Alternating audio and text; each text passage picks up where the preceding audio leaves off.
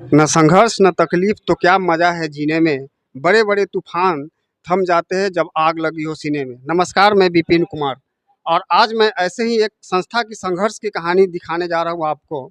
आदर्श तरुण foundation संस्था है जो 16 वर्षों से लगातार अपनी सेवा दे रही है और यह इस संस्था ने हजारों बच्चों के जीवन को संवारा है। हजारों बच्चे, हजारों स्टूडेंट यहाँ से सफलता पाई है। और आज मैं दिखाना चाहता हूँ, मैं अपना कैमरामैन को कहूँगा कि थोड़ा बच्चों स्टूडेंट को दिखाए। आप थोड़ा दिखाइए जरा सारे स्टूडेंट को कि किस हालात में, किस स्थिति में यहाँ पे ये पढ़ाई कर रहे हैं इतनी गर्मी में। और इतनी गर्मी के बावजूद भी नीचे बैठ के और इतने नीचे बैठ के भी पढ़ाई कर रहे हैं, तो इससे ये मतलब निकाला जा सकता है कि यहाँ कितने अच्छा मार्गदर्शन मिल रहा है लोगों को, कितने अच्छा गाइडलाइंस मिल रहा है, कितनी अच्छी तैयारी कराई जाती है। और ये संस्था जरा इन्हें लड़कियों को दिखाइए, लड़कियों के लिए तो ये मिसाल है संस्था, क्योंकि इस इलाका में ऐसा कोई संस्था नहीं है जो लड़कियों को निःशुल्क मार्गदर्शन दे, निःशुल्क शिक्षा दे। और यहाँ इस संस्था से जितने लड़के सफल हुए हैं उससे ज़्यादा लड़कियां भी सफलता पाई है। बहुत सारे लड़कियों ने सफलता अर्जित की है इस संस्था से, तो लड़कियों के लिए तो वरदान है। और मैं कुछ लड़कों से और लड़कियों से पूछना चाहता हूं कि आप यहाँ क्यों और कैसे आते हैं। आप अपना नाम बताइए। सुरेंद्र कुमार, कहाँ से आते हैं? समस्तीपुर जिला और कल्याणी की है। यहाँ क्यों आते हैं इतना दूर यहाँ से? यहाँ नौकरी के लिए आते हैं, जो हम यहाँ नौकरियों की तैयारी होती है। और अमर सर का मैं सादर प्रणाम करता हूँ, जो फ्री ऑफ कॉस्ट सबको शिक्षा प्रदान करते हैं। आप बताइए, आप कहाँ से आते हैं? हम राजापाकड़ प्रखंड से, और राजापाकड़ प्रखंड से रामपुर रत्नाकर पंचायत है, वहीं मानसिंहपुर ग्राम है, वहीं इतना पर। दूर से इतना तकलीफ उठा के यहाँ क्यों आते हैं? इतना मुश्किल में यहाँ क्यों पढ़ने आते हैं? यहाँ की व्यवस्था क्या है? यहाँ के कैसे यहाँ की मार्गदर्शन दिया जाता है? यहाँ मार्गदर्शन कुछ एक मार्गदर्शन यह तरीका से दिया जाता है कि आप पढ़े तो क्या है, किस जगह पर आप जा सकते हैं, वो सोच के पढ़ाते हैं। चलिए कुछ और स्टूडेंट से बात करते हैं। तो आप सुनिए कि यह संस्था एक माहौल के साथ साथ एक जुनून, एक जोश भर देता है यहाँ के विद्यार्थियों में। और उस जुनून और जोश के साथ तैयारी करके विद्यार्थी यहाँ से सफल होते हैं। चलिए आप बताइए, आपका नाम क्या है, कहाँ से आते हैं? टीचर से। चेचर से। जी। कोई फी भी लगता है यहाँ? फी नहीं लगता है। चलिए और कुछ लोगों से बात करते हैं।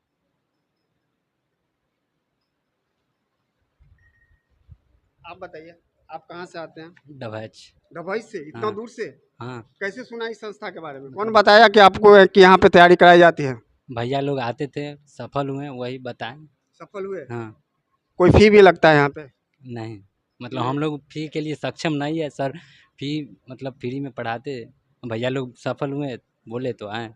चलिए कुछ आप और कुछ लड़कियों से बात करते हैं और आपको सुनाते हैं ये लड़कियों इतना दूर दूर से आके इस संस्था में। अब आप बताइए, आपका नाम क्या है?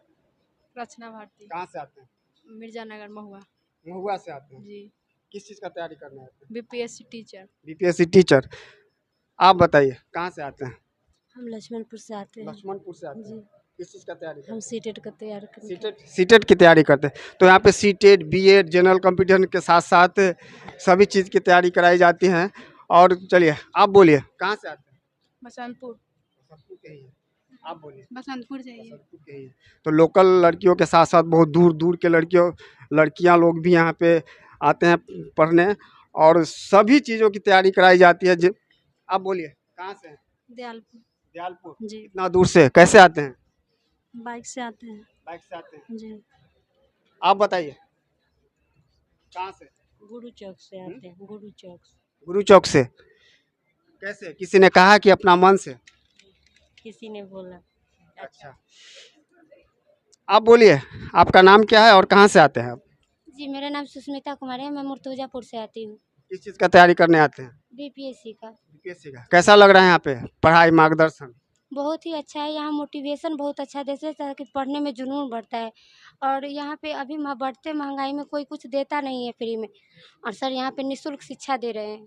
तो आपने सुना कि यहाँ पे एक मोटिवेशन मिलता है। ये मिसाल है इसलिए लड़कियों के लिए कि यहाँ से मोटिवेट होके जाते हैं। चलिए इसके संचालक कह लीजिए, डायरेक्टर कह लीजिए, संस्थापक कह लीजिए, व्यवस्थापक कह लीजिए, मैनेजर कह लीजिए, जो भी है, अमर सर, उनसे बात करते हैं कि ये कैसे संभव किए, कितने वर्षों से चला रहे हैं और ये संभव कैसे हुआ।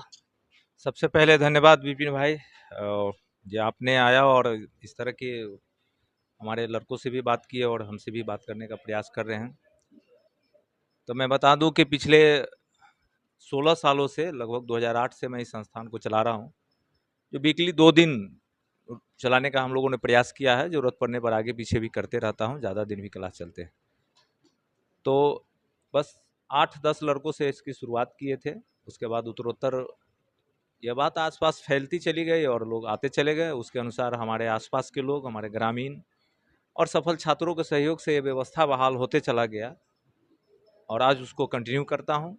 कोविड से पहले हम 10 ब्लॉक में इस ब्रांच को खोले थे, लेकिन कोविड के बाद सभी ब्रांच ओपन नहीं हुए हैं, लेकिन पुनः हम उसको प्रयास कर रहे हैं कि चालू कर दें। आप एक टीचर हैं, टीचर होते हुए इसको कैसे मैनेज करते हैं? तो जनरली संडे के दिन मेरा रोल रहता है, ज़्यादा से ज़्यादा समय संडे, और संडे को तो स्कूल बंद होते हैं।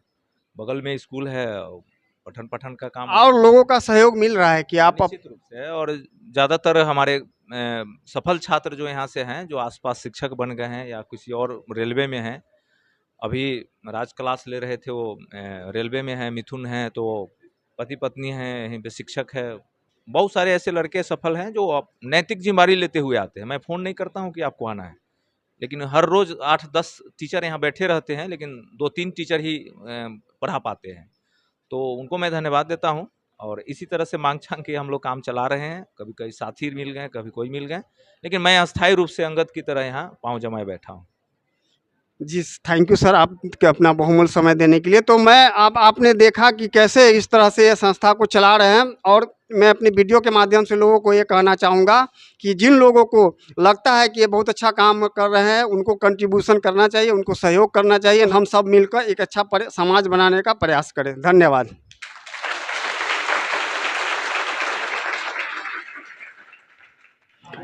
आदर्श तरुण फाउंडेशन ने हॉस्टल की भी फैसिलिटी उपलब्ध कराई है। जो बच्चे बाहर रह के हॉस्टल अफोर्ड नहीं कर सकते हैं, जो दूर दराज के बच्चे आते हैं, उनको यहाँ हॉस्टल की फैसिलिटी भी दी गई है। तो आपको मैं ये आदर्श तरुण फाउंडेशन की तरफ से अवेलेबल हॉस्टल को दिखा रहा हूँ। ये देखिए, आदर्श तरुण फाउंडेशन का हॉस्टल है, जिसमें दूर दूर के बच्चे आते हैं और यहाँ रह के पढ़ाई कर रहे हैं।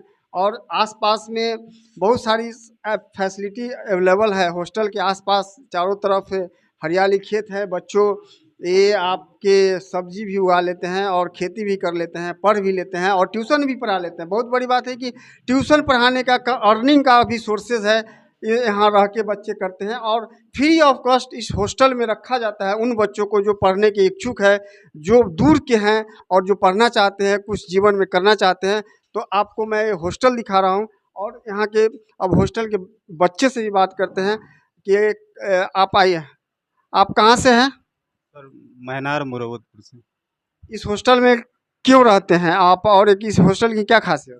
सर, हॉस्टल की खासियत ये है कि ये शांत वातावरण में हॉस्टल अवेलेबल है। वैसे तो आपको पटना में भी हॉस्टल है, बहुत सारे जगह हॉस्टल होते हैं, लेकिन यहाँ की खासियत ये है कि ग्रामीण पृष्ठभूमि में ये बहुत अच्छे वातावरण में हॉस्टल अवेलेबल है। अक्सर बच्चों के साथ समस्याएं होती है कि उनको लॉजिंग चाहिए, फूडिंग चाहिए। यहाँ सबसे खास बात है कि यहाँ आपको लॉजिंग भी मिल रही है और फूडिंग के समस्या में भी आपका बहुत सारे इश्यूज को ख़त्म कर दिया जा रहा है। जैसे कि पास में देखिएगा तो बगीचा वगैरह लगा हुआ है, उस पर सब्जी वगैरह का उत्पादन हो जाता है, तो उससे बच्चे लोगों को सब्जी अवेलेबल हो जाती है, बच जाती है। सिर्फ राशन पानी में थोड़ा सा चावल का, दाल का, तो ये घर से आ जाता है, या बच्चा अपना पड़ोस में जाकर के ट्यूशन वगैरह करा लेते हैं और उससे अपना अवेलेबल कर लेते हैं। ये सब और बच्चे से बात करते हैं और सारे स्टूडेंट आप भी इसी हॉस्टल से भी बात करते हैं। कहाँ से हैं आप? जी हम उत्तर प्रदेश से हैं। उत्तर प्रदेश से यहाँ कैसे आ गए?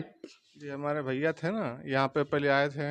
यहाँ से कोई एक लड़के नौकरी ले गए थे, फिर वहाँ से बताया कि ऐसे ऐसे व्यवस्था है वहाँ पे, तो भैया आए पहले, भैया जॉब लेके गए, उसके बाद हम आए, कहें कि जाओ बढ़िया व्यवस्था है वहाँ पे, फ्री संस्था है, आराम से रह सकते हैं। अच्छा, आपके भैया भी इसी संस्था से पढ़ के जॉब किए हैं? जी हाँ। और लड़का से बात करते हैं इस हॉस्टल के। आइए, मैं इस हॉस्टल के रूम के अंदर भी का भी दृश्य आपको दिखा रहा हूँ कि यहाँ के बच्चे कैसे रहते हैं, कैसे खाना बनाते हैं, कैसे पढ़ते हैं। इस हॉस्टल की सारी व्यवस्थाएं मैं आपको दिखा रहा हूँ। आप बताइए, आप कहाँ से हैं? हाँ सर, मैं मुजफ्फरपुर से हूँ। आप किस चीज़ की तैयारी करने के लिए यहाँ आए हैं? सर रेलवे की तैयारी करने के लिए सर। मुजफ्फरपुर से यहाँ कैसे? सर कुछ रिलेटिव के थ्रू हमको पता चला था कि यहाँ पे कुछ ऐसे है, हॉस्टल है, रहने के लिए है हॉस्टल। फी भी लगता है, पैसा भी देना पड़ता है हॉस्टल का? नहीं, पैसा वगैरह नहीं देना पड़ता है सर। और क्या खासियत है इस हॉस्टल का? और खासियत यहाँ पे सब कुछ सुख सुविधा फ्री में मिलता है सर, और बिजली बिल वगैरह भी नहीं देना पड़ता है सर। और कुछ ज़मीन वगैरह है, उसमें से लोग सब्जी वगैरह भी उगा लेते हैं सर, और यही है सर। जी धन्यवाद। अब मैं डायरेक्टर अमर सर से भी बात कर लेता हूँ कि आप इस हॉस्टल का क्या क्राइटेरिया, आप और कुछ लड़के हैं और एक लड़का से बात देख लीजिए कि किस यहाँ के हॉस्टल में लड़का कैसे पढ़ रहे हैं। दिखाइए, पूरा दिखाइए किस तरह से ये लोग पढ़ाई कर रहे हैं। बोर्ड भी दिखाइए।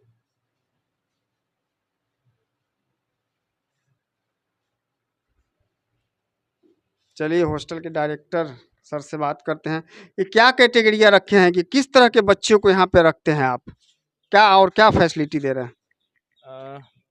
जैसा कि बहुत सारे ऐसे बच्चे हैं जो उन्होंने यहाँ आए तो उन्होंने कहा कि सर हम पढ़ना चाहते हैं लेकिन घर पर माहौल नहीं बन पा रहा है, परिवार है, झुग्गी झोपड़ी है और बड़ा कसावट वाला घर होता है, तो मैं डेली हिंसात्मक घटनाएं या कहीं ना कहीं विवाद होता है जिसके वजह से कंसंट्रेशन भंग होता है। और पढ़ाई हमारा तो प्राचीन काल से ही रहा है, हमारी संस्कृति में ही रहा है कि राजा महाराजा के बेटे भी जाके वन में या तपस्या करके एक अपने युवा अवस्था को उन्होंने संवारा है। तो उसी से उन लोगों की बातों सुन के और हमारे जो प्राचीन जो काल का जो व्यवस्था था उसको सुन के हम लोगों ने एक प्लान बनाया, और हमारे कुछ जो सहयोगी साथी थे उन लोगों ने भी बनाया। और वह दिन था 11 तारीख 11वां महीना 2011। भाई इस दिन को क्यों नहीं एक शुभ घड़ी में कन्वर्ट किया जाए, और सब लोगों ने मिलकर एक झोपड़ी नुमा हॉस्टल बनाया गया, गांव से बांस काट के, खर मांग के, इकड़ी काट के। और उसमें जब बच्चे सफल हुए तो फिर उन्हीं लोगों ने और अपने हमारे ग्रामीणों ने और आसपास के लोगों ने, सारे लोगों ने मिलके और एक आज झोपड़ी से छत नुमा बिल्डिंग बनाया गया, और इनमें बच्चे आराम से रहते हैं और मेहनत करते हैं और सफल होकर 3-4 बच्चे तो हर सालाना इस हॉस्टल से जाते ही हैं।